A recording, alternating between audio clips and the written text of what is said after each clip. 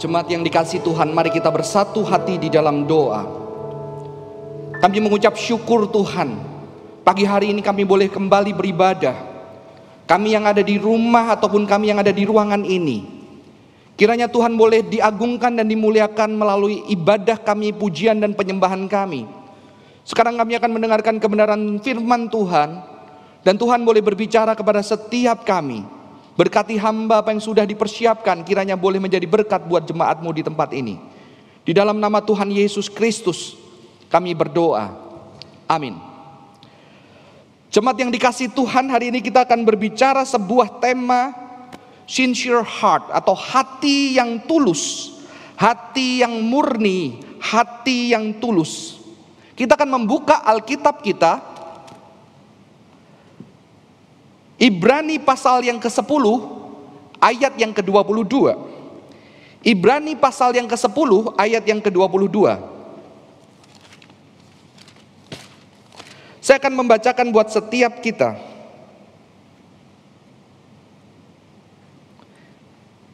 Karena itu marilah kita menghadap Allah dengan hati yang tulus ikhlas dan keyakinan iman yang teguh, oleh karena hati kita telah dibersihkan dari hati nurani yang jahat, dan tubuh kita telah dibasuh dengan air yang murni. Hati yang tulus, hati yang murni, sincere heart.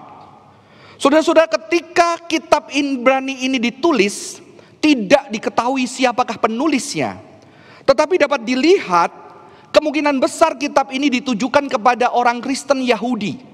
Mengapa? Karena penulis kitab ini sangat menguasai kisah Taurat, kisah karya keselamatan Allah kepada Israel, mulai dari Abraham sampai selanjutnya. Dia sangat menguasai kitab Perjanjian Lama. Jadi sangat besar kemungkinan kitab ini ditulis oleh kepada orang-orang Yahudi. Dan ada satu masalah di sini, saudara-saudara. Masalah yang terjadi adalah ternyata di jemaat yang kepadanya kitab Ibrani ini ditulis, beberapa orang meninggalkan imannya kepada dari Kristus. Karena penganiayaan yang berat, karena kesulitan dari kehidupan, beberapa dari mereka meninggalkan imannya kepada Kristus. Dan ketika saya mempelajari lebih dalam bagian dari kitab ini dan mencoba menggali kata hati di dalamnya, dan ternyata kata hati ini muncul cukup sangat banyak di dalam penulisan kitab Ibrani ini. Maka saya mengutip sebuah kutipan yang cukup terkenal dan saya cukup suka, yang saya boleh mewakilkan, menjadi perwakilan permasalahan daripada jemaat Ibrani ini adalah permasalahan hati. Ya, the heart of the problem is the problem of the heart. Jadi jantung dari masalah itu sejatinya adalah masalah hati, ya. Jadi inti dari masalah yang terbesar sebetulnya adalah masalah hati. Maka kita bisa melihat, kalau kita melihat ke Ibrani yang ketiga, saudara-saudara, Ibrani yang ketiga, di situ kita melihat penulis menunjukkan ada masalah mengapa orang-orang meninggalkan Tuhan, dan penulis mencoba mengambil kisah Israel. Mengapa Israel begitu tegar tengkuk? Mengapa Israel begitu tidak percaya? Mengapa Israel begitu tidak mudah taat? Mengapa Israel penuh dengan keluhan-keluhan ketika mengalami kesulitan? Dan di sini penulis di Ibrani yang ketiga menunjukkan bahwa ini sebetulnya masalah hati. Saudara-saudara, di situ dituliskan di Ibrani ketiga ayat yang ke-15, 8 dan 15, jangan keraskan hati seperti dalam kegeraman pada waktu pencobaan di padang gurun. Jadi di sini ada gambar hati yang keras. Di ayat yang 10 dikatakan, itulah sebabnya aku murka kepada angkatan itu dan berkata, selalu mereka sesat hati, dan mereka tidak mengenal jalanku. Lalu di ayat ke-12 mengatakan, waspadalah hai saudara-saudara, supaya di antara kamu jangan terdapat seorang yang hatinya jahat, yang tidak percaya oleh karena ia murtad dari Allah. Ada lagi hati yang jahat, hati yang tidak percaya, keras hati, sesat hati, tegar hati. Ya, jadi kita melihat ada problem of the heart. The heart of the problem is the problem of the heart. Jadi ada masalah hati yang menyebabkan akhirnya mereka meninggalkan Tuhan. Dan penulis menunjukkan kisah Israel ketika mereka keluar dari tanah Mesir. Mereka sudah bangsa yang ditebus, tapi ketika di dalam perjalanan hidup mereka begitu terjalnya, mengalami banyak kesulitan. Dan di situ mereka bersungut-sungut, mereka marah, mereka protes, mereka saling beradu pendapat, mereka melawan pemimpin. Masalahnya adalah hati. Jadi ternyata kisah Israel terulang di jemaat mula-mula, sehingga akhirnya banyak orang-orang yang katanya sudah ditebus Kristus, mereka bisa meninggalkan komunitas Kristen. Kenapa? Karena itu adalah masalah hati, saudara-saudara. Dan kalau kita boleh jujur, ketika kita melayani di gereja, masalah yang terbesar adalah juga masalah hati. Kita bisa dari kecil sampai dewasa, mulai dari bukan siapa-siapa jemaat sampai menjadi majelis. Dan ketika suatu gereja bisa hancur, bisa pecah, gereja menjadi tidak nyaman, sehingga banyak orang dan akhirnya memilih, lebih baik aku tidak pelayanan, lebih baik aku tidak masuk lebih dalam, supaya aku masih bisa ke gereja. Hari-hari ini banyak sekali orang yang sudah kecewa dengan gereja. Banyak anak muda sudah tidak percaya dengan gereja. Jadi penginjilan hari ini yang sulit bukanlah menginjili orang-orang yang belum percaya, tetapi orang-orang yang sudah percaya, tetapi mereka sudah meninggalkan gereja. Mereka disebut sebagai unchurched people, orang-orang yang tidak mau bergereja. Karena kecewa, mereka sulit lagi kembali ke rumah Tuhan. Dan kalau kita melihat, the heart of the problem is the problem of the heart. Maka itu hari ini kita berbicara tentang sincere heart, hati yang tulus. Bagaimana Alkitab berbicara tentang hati. Dan saudara-saudara, kalau lihat, ternyata Israel, penulis menyatakan Israel sudah 40 tahun mengalami karya Allah yang setia. Ya. Jadi seberapa lama kita hidup bersama dengan Tuhan, puluhan tahun mengikut Yesus, 40 tahun. Kalau umur kita cuma 60, itu sudah berapa bagian, lebih dari separuh hidup kita. Kita mengalami Tuhan seperti Israel, mengalami mujizat-mujizat yang dahsyat, mengalami pemeliharaan Tuhan. Ternyata mereka bisa marah, kecewa, tidak percaya dan meninggalkan Tuhan. Begitu juga kita di gereja. Tidak ada jaminan berapa banyak kita mengalami Tuhan. Tetapi ketika hati kita bermasalah, disitulah masalah yang terbesar, saudara-saudara. Ya. Dan ketika saya menggali lebih dalam lagi di Ibrani 3 ayat 15, maka penulis mengatakan, tetapi apabila pernah dikatakan, pada hari ini jika kamu mendengar suaranya, jangan keraskan hatimu seperti dalam kegeraman. Ya. Ternyata firman Tuhan menjelaskan, kalau kamu dengar suara Tuhan, kamu dengar firman Tuhan, jangan keraskan hati. Jadi sebetulnya the problem of the heart itu apa? Ketidakpercayaan akan kasih Allah. Saudara, kita bisa setiap minggu beribadah, kita bisa mengikuti doa malam selalu, kita bisa mengikuti semua seminar dan acara gereja.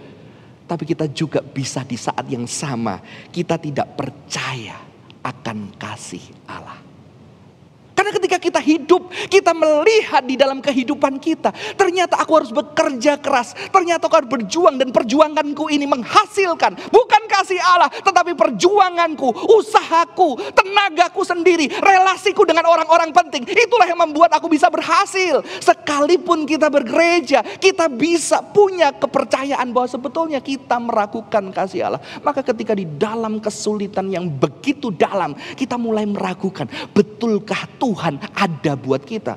Mungkin kita tidak mengatakan Tuhan tidak ada, tetapi mungkin kita bertanya, jangan-jangan Tuhan tidak ada buat aku. Ya. Jadi kita yang melayani, termasuk saya sebagai hamba Tuhan, saya bisa hidup di dalam religiusitas pelayanan, tetapi di saat yang sama sebetulnya saya tidak mempercayai cinta Tuhan. Berapa banyak anak-anak yang di rumah ada orang tua yang kalau saya lihat orang tua itu sungguh mengasihi anak-anak itu, tetapi kasihnya sungguh terbatas. Karena biasanya orang tua itu dididik dengan sangat keras oleh orang tuanya. Maka ketika dia memiliki anak di era milenial ini, mereka sulit menerapkan rasa kasih sayang yang sama. Dan anak-anak ini sudah berkembang dengan psikologi yang kuat, dengan penerimaan yang kuat, dengan film-film yang vulnerable, dengan film-film yang bisa merespon mereka dengan baik. Tetapi ketika mereka pulang ke rumah, mereka mendapatkan respon yang tidak baik. Sehingga anak-anak itu di rumah, mereka mungkin ya sih kayaknya papa sayang saya, mama sayang saya, tapi sejatinya mereka tidak percaya bahwa orang tuanya mencintai mereka. Itu terjadi saudara-saudara, itu terjadi. Dan inilah problem of the heart. The heart of the problem is the problem of the heart. Dan problem of the heart ini adalah ketidakpercayaan akan kasih Allah. Apalagi mereka mengalami penderitaan yang begitu lama di Mesir. Ya. Padahal mereka sudah mengalami mujizat, tapi mereka penderitaan itu nyata di dalam tubuh mereka. Sehingga mereka sulit percaya. Sehingga ada pendeta yang mengatakan, di dalam beberapa hari mudah mengeluarkan Israel dari Mesir, tetapi sulit mengeluarkan Mesir dari hati Israel. Sulit mengeluarkan. Ketidakpercayaan itu sulit, saudara-saudara. Saya memiliki anak yang pertama itu biasanya dapat privilege. Anak kami, putri kami yang pertama mendapatkan privilege. Dan kita bercerita, dulu belum ada adikmu, begitu ya. Dia cuma bisa membayangkan, dulu belum ada adikmu, semuanya untuk kamu. Tapi suatu hari, procot gitu ya, adiknya keluar. Dan di situ kita biasanya anak pertama kalau jarak usianya tidak begitu jauh, dia akan mulai pakai sarung tangan adiknya. Dia mulai pakai empengnya. Dia mulai pakai pakaian-pakaiannya dan melucu seperti adiknya. Mengapa? Karena biasanya orang tua langsung, oh ya udah kamu udah dewasa, mama papa harus ngurus adikmu. Sehingga dia kok enak diurus. Dia mulai ada kecemburuan. Kalau anak kedua gak cemburu biasanya. Mengapa? Karena tahu-tahu lahir dia memang udah berdua. Tapi kalau anak pertama dia tahu-tahu gak ada. Dia menikmati semuanya. Dia belum puas, tahu-tahu muncul baby boss gitu ya. Kalau ada filmnya ya. Udah semuanya untuk dia. Sehingga akhirnya dia kurang percaya lagi. Melihat setiap hari dengan tubuhnya orang tuanya sibuk dan segala macamnya dengan anak kedua. Sehingga anak kami yang pertama sulit sekali percaya bahwa orang tuanya sayang. Sehingga kita juga menjelaskan, kamu loh sudah dibeli ini sayang. Ya karena memang aku dibeliin buku karena aku sudah bisa baca. Adikku tidak suka baca. Ada aja alasannya saudara-saudara. Sehingga kita kadang-kadang, saya sebagai orang tua, kadang saya bergumul bagaimana Tuhan. Supaya anak ini bisa percaya bahwa saya sayang dia. Sehingga berapa banyak perhatian yang saya berikan. Sulit sekali dia percaya. Sampai saya harus berjuang. Dan berdoa meminta hikmat. Bagaimana saya menyayangi untuk sampai suatu hari dia percaya bahwa dia juga dicintai. Saudara-saudara. Maka Tuhan mengatakan inilah problem hati itu. Dan Tuhan mengatakan pada hari ini jika kamu mendengar suaranya jangan keraskan hati. Ya. Ini diambil dari perjanjian lama saudara-saudara. Saya akan lanjutkan ke ayat yang lain. Bahkan sesuatu yang luar biasa. Ibrani mengaitkan problem hati ini dengan sebuah solusi di dalam perjanjian baru. Solusinya adalah apa saudara-saudara? Solusi dari problem hati ini adalah yang terdapat dari Ibrani 8 ayat 10 sampai 12. Dan luar biasa ayat ini diulang 2 kali. Ibrani 8 ayat 10 sampai yang ke-12. Saya akan bacakan. Maka inilah perjanjian yang kuadakan dengan kaum Israel sesudah waktu itu. Demikianlah firman Tuhan. Aku akan menaruh hukumku dalam akal budi mereka. Dan menuliskannya di dalam hati mereka. Maka aku akan menjadi Allah mereka dan mereka akan menjadi umatku. Dan mereka tidak akan mengajar lagi sesama warganya atau sesama saudaranya dengan mengatakan kenalah Tuhan. Sebab mereka semua besar kecil akan mengenal aku. Sebab aku akan menaruh belas kasihan terhadap kesalahan mereka dan tidak lagi mengingat dosa-dosa mereka. Saudara-saudara, perjanjian baru dikaitkan dengan ada hati yang baru, yang mana hati yang batu itu akan dihancurkan, digantikan hati yang daging. Dan di dalam hati daging itu dituliskan firman Tuhan, diukirkan firman Tuhan. Dan kita tahu firman Tuhan yang pertama adalah berbicara tentang kasih Allah. Kasih kepada Allah, perintah untuk mengasihi Allah mengasihi sesama dan diri. Jadi inti firman Tuhan adalah kasih. Maka perjanjian baru dinyatakan apa? Ketika orang sudah tidak percaya, orang tidak percaya akan kasih Tuhan, maka akan diukirkan hatinya sehingga mereka bisa mengenal Allah. Hati yang diukirkan dengan cinta Tuhan. Maka perjanjian baru, keselamatan, pengorbanan Kristus dikaitkan dengan problem tadi adalah problem hati, dan Tuhan mengatakan akan memberikan hati yang baru. Saudara, kalau kita belajar di dalam bahasa Ibrani kuno, piktogram bahasa Yunani kuno, ternyata bahasa Ibrani kuno itu adalah bahasa gambar seperti bahasa Chinese. Jadi dalam bahasa Ibrani kuno, hati itu saudara-saudara itu adalah dari dua huruf lamet bet. Bethlehem, bet itu rumah, lamet itu bentuknya seperti tongkat ajaran, atau kita bisa katakan itu firman yang memenuhi. Jadi sebetulnya hati itu adalah lamet bet itu rumah, tongkat itu ajaran, tempat itu firman.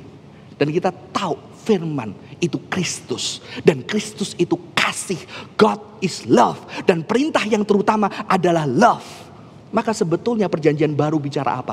Hati yang diubahkan, diberikan hati baru. Bukan hati daging, tetapi bukan hati batu, tetapi hati yang daging. Di mana di dalam hati itu diukirkan firman. Dan firman itu berbicara bukan aturan-aturan yang menyesatkan, tetapi berbicara kasih Allah yang memelihara kehidupan kita melalui firman-Nya, saudara-saudara.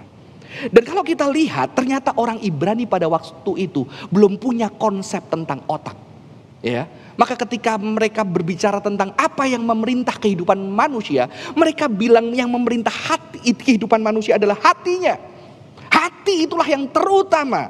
Maka Amsal mengatakan, jagalah hatimu dengan penuh waspada, karena disitulah sumber kehidupan. Dan kalau di dalam pengertian mereka, hati itu berbicara tentang pikiran. Jadi pikiran bukan di otak, karena konsep otak belum ada pada waktu itu. Pikiran itu di hati. Perasaan itu di hati, kehendak itu di hati. Jadi gak kayak kita, gue sih tahu itu benar, tapi hatiku gak bisa terima. Gak ada. Karena pikiran, perasaan, dan apa yang kamu lakukan itu menyatu di satu yang namanya hati.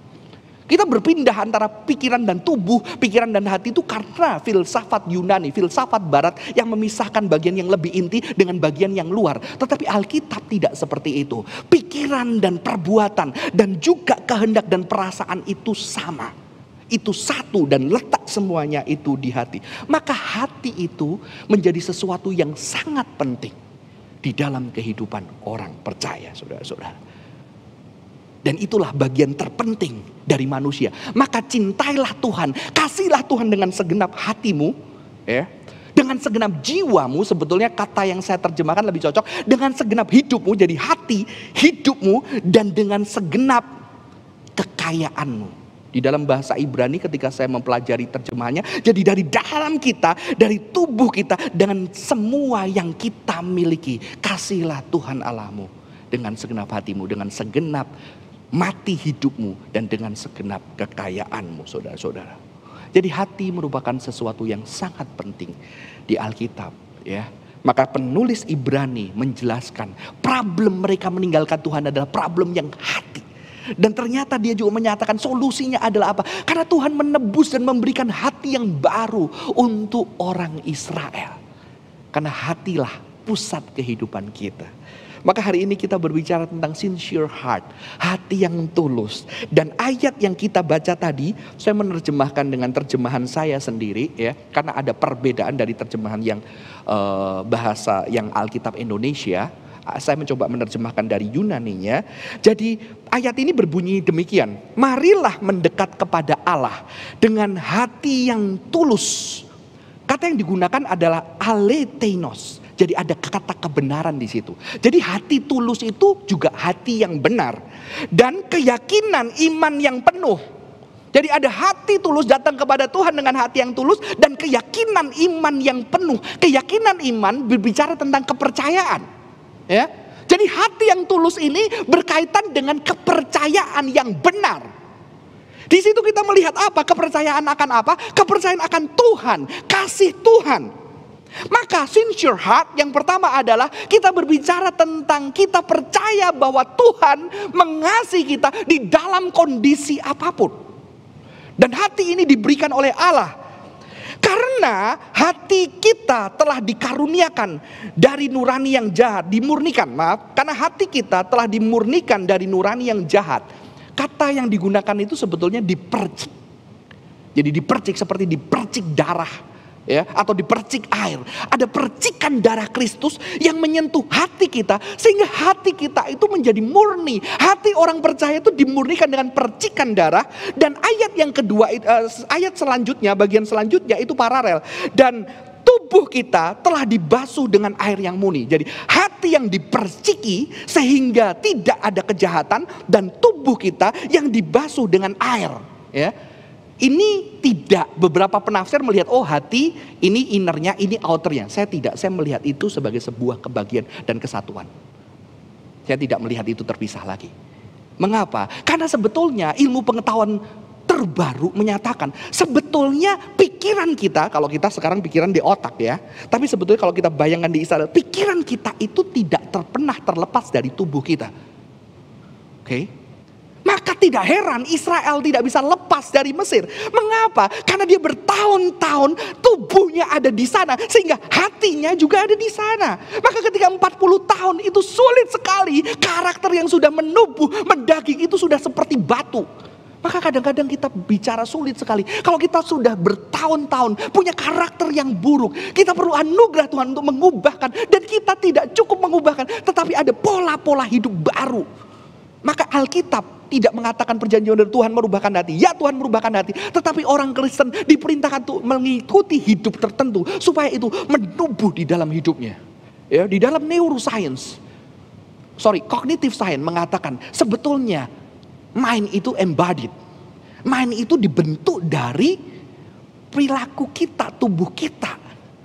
Maka itu setiap orang sangat tergantung konteks hidupnya. Dia hidup seperti apa, lingkungan seperti apa, itu membentuk cara dia melihat, cara dia berpikir, saudara-saudara. Ya. Jadi di sini kita melihat hati yang tulus adalah hati yang berbicara, hati yang percaya akan kasih Allah di dalam iman. Saudara, tidak heran sulit sekali Israel pada waktu itu, karena dia betul-betul tubuhnya merasakan bawang-bawang Mesir.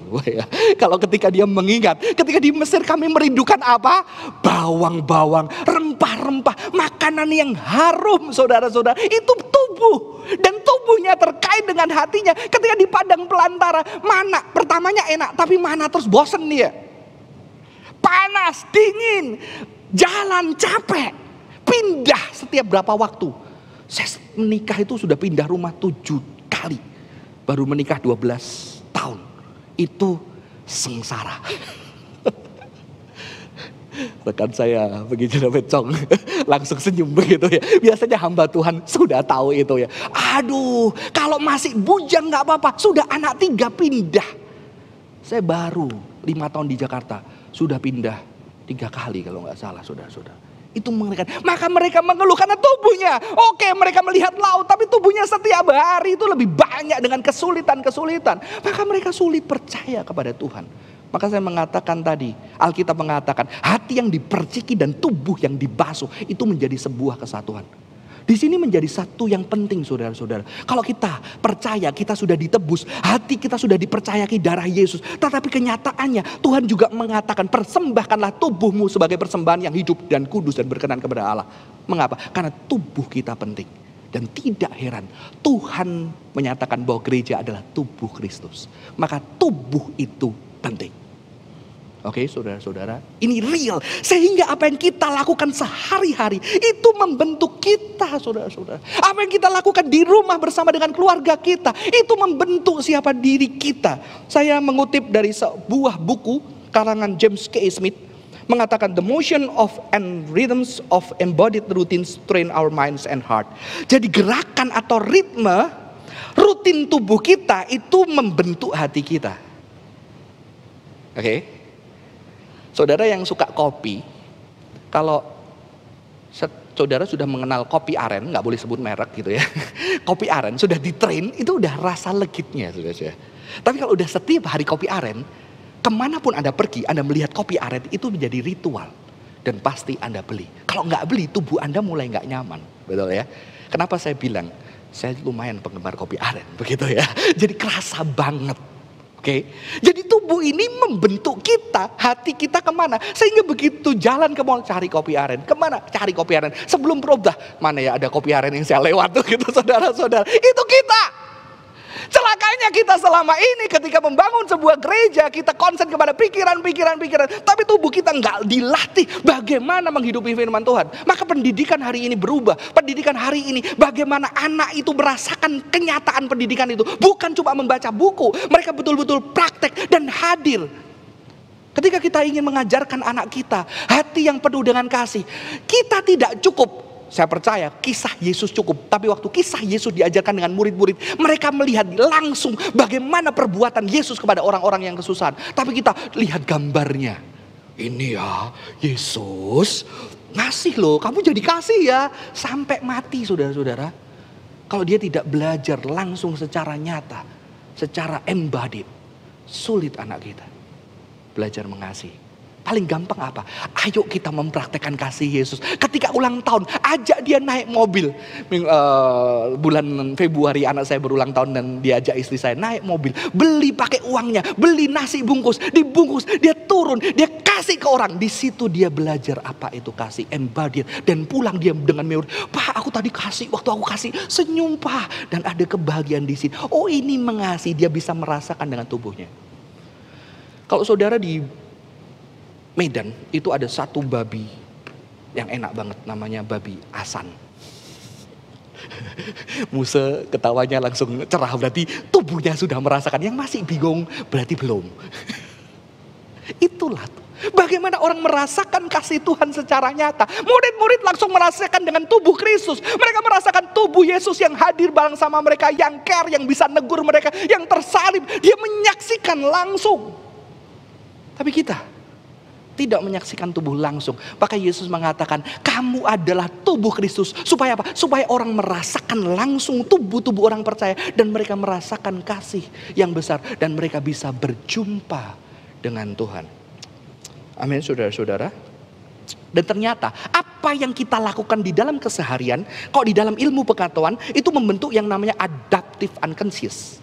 Adaptive unconscious itu sebuah sistem yang memiliki kemampuan data secara diam-diam dengan cepat. Dan kemudian mengambil keputusan yang tidak hanya mengandalkan kemampuan logika. Dan ilmu pengetahuan mengatakan apa? Sehari-hari kita yang mengatur hidup kita itu adaptive unconscious. Kita gak mikir dulu, kita respon langsung, betul kan?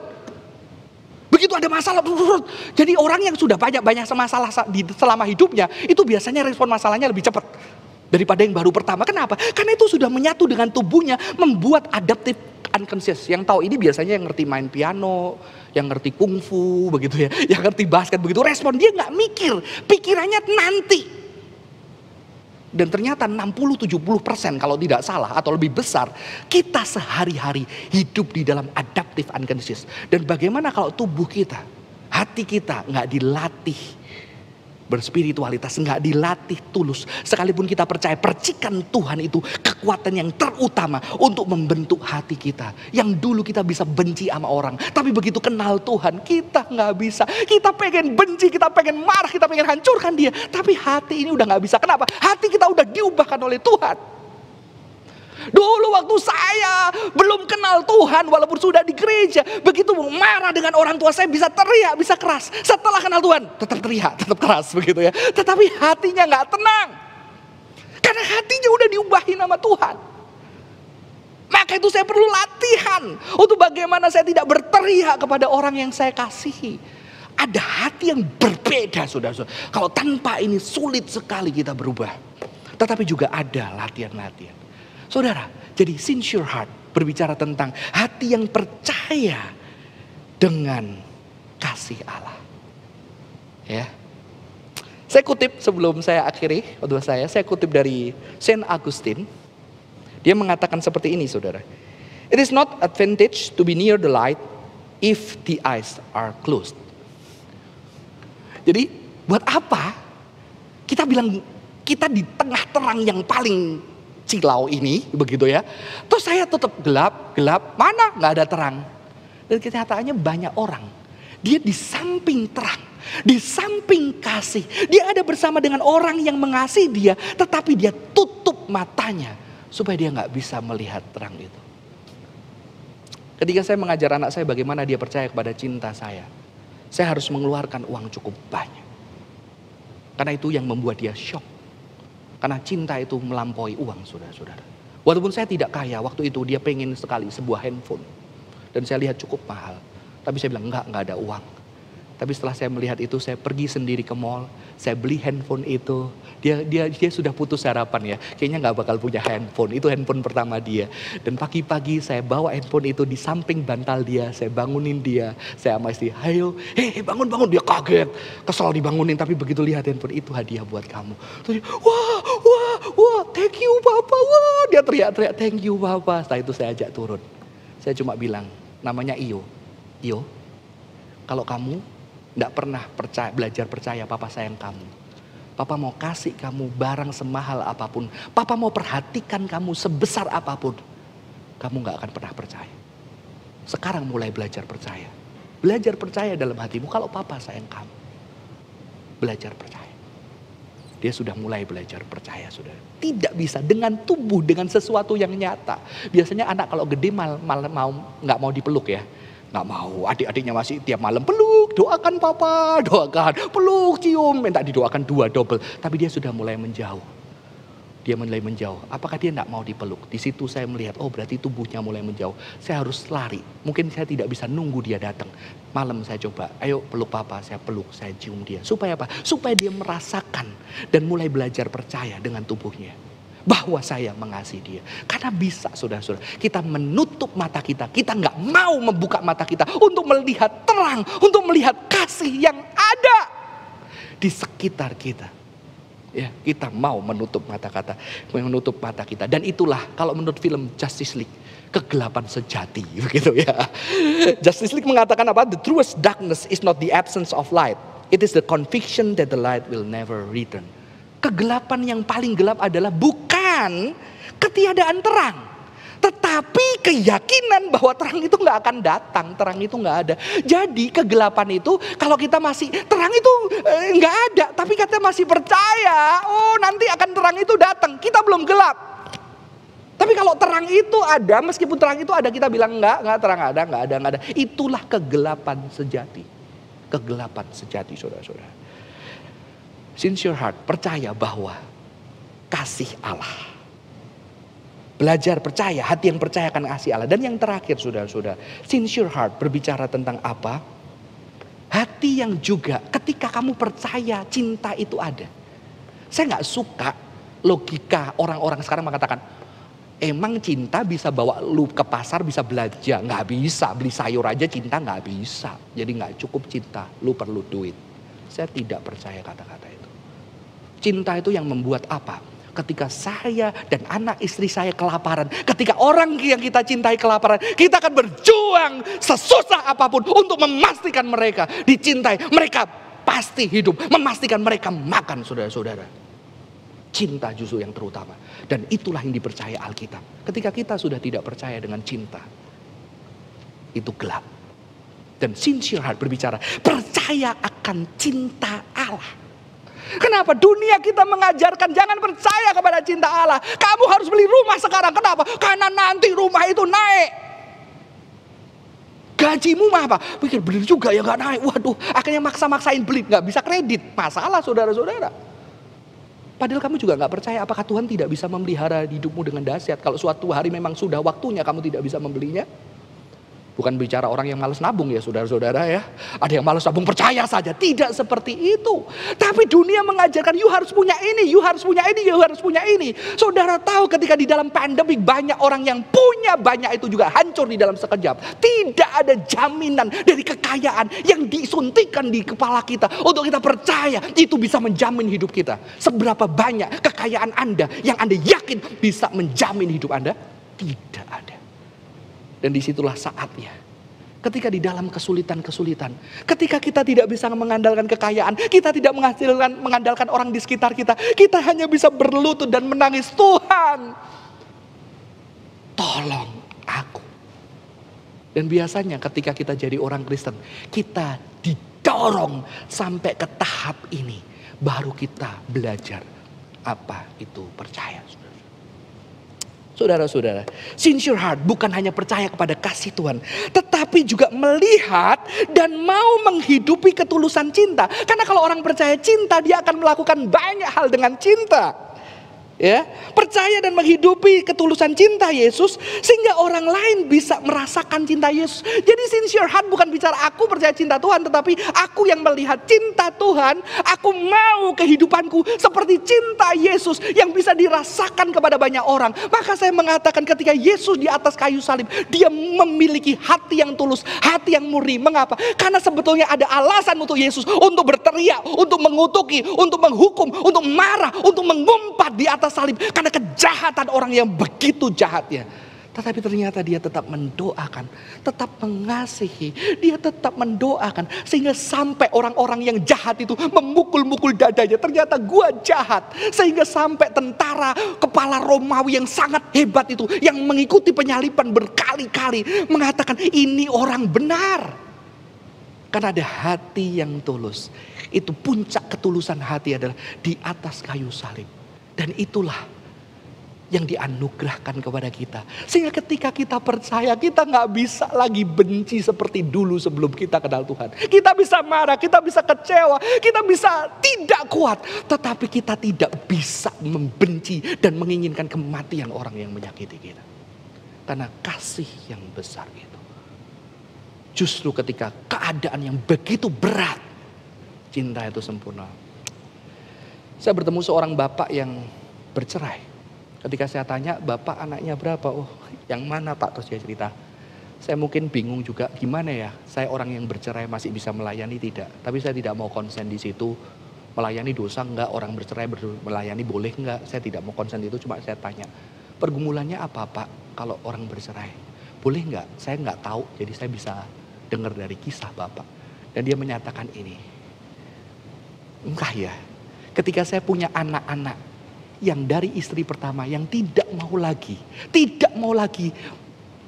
menyapa, tidak mau lagi menjawab, tidak mau lagi saya hubungin. Hati saya tidak pernah bisa membenci mereka. Mungkin ini ya hati Bapa. Mungkin ini ya hati Yesus. Tidak pernah bisa membenci. Walaupun rindu, tidak bisa membenci. Dan bagi saya ini sesuatu yang sangat indah. Kasih Tuhan. Di dalam keadaan yang sulit, di dalam kehancuran. Ternyata kasih itu tetap ada. Dan saya tidak menjumpai itu di luar, di orang-orang lain. Saya menjumpai di adik saya. Almarhum papa saya dulu waktu kami kecil, papa saya tidak bermaksud menjelekkan. Karena papa saya juga Tuhan ubahkan luar biasa. Papa kami suka memukul kami. Ya, suka mengikat kami, memukul kami, mengatai dengan tidak baik. Tapi ketika papa saya almarhum, adik saya di samping peti itu dia bercerita. Dulu aku pernah loh kok dilempar papa pakai, saudara tahu parabola zaman dulu, itu receivernya segede ini saudara-saudara. Itu berat, dilempar ke kepala adik saya. Dan ketika saya lihat adik saya bercerita, itu dilempar kepala saya. Dia ingat detail kena bagian mana dan dia menangis. Tapi saya juga melihat cinta yang besar. Kenapa? Karena menjelang kematian papa saya, adik saya terus mengasihi papa saya. Dan justru kasih di tengah luka itulah kasih yang sangat besar. Justru kekristenan adalah kasih yang mengalahkan setiap kepedihan luka. Karena dia menang di sana. Itulah hati yang tulus dan hati yang murni. Dan itulah yang kita miliki, yang kita bisa bagikan buat orang-orang di luar sana. Tuhan Yesus memberkati.